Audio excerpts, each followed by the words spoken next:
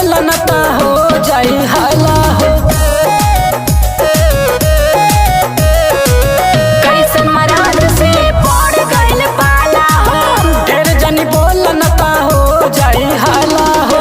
ढोड़िए पे तो हर ध्यान रहेला, ढोड़िए पे तो हर ध्यान रहेला।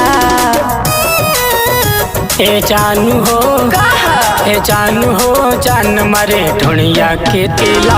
ए जानू हो जान मारे ढोणिया के तीला। अच्छा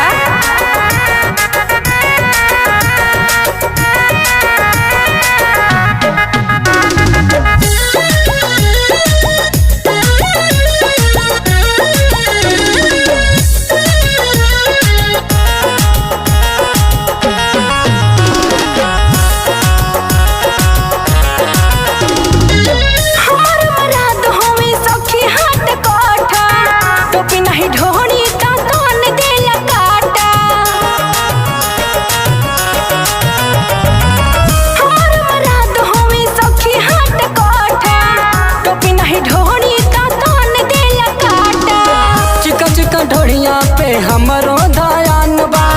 देख जब ढोड़ी ता मिल लाया राम हो। हमारा के राज काहे ऐसे बोलला, हमारा के राज काहे ऐसे बोलला। ए जानू हो बोला ए जानू हो जान मारे ढोणिया के तीला। ए जानू हो जान मारे ढोणिया के तीला।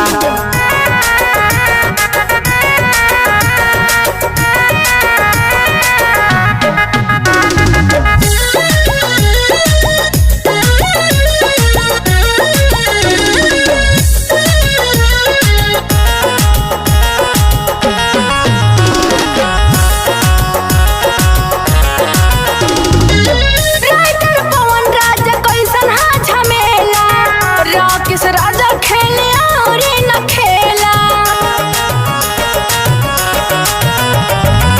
राइटर पवन राजा कैसन हा झमेला। किस राजा खेले और न खेला। चढ़ल जवान तोरा मारला झकोर हो।